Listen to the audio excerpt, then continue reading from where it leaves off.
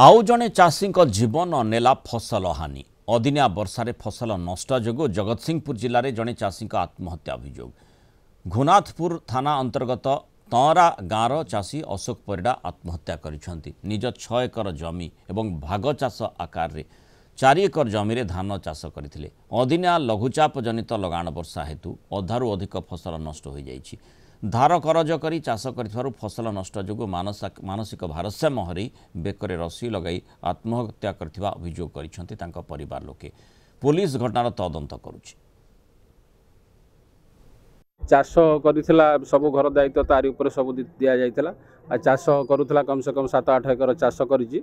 चाषर क्षयक्षति सही न पारि से आज सकाळ 7टारे आत्महत्या करिछि।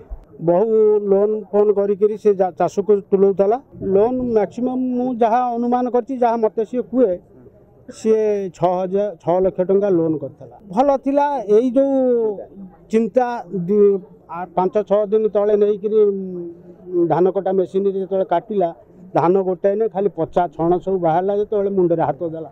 आज 8 दिन डिस्टर्ब हो तार मेंटाली।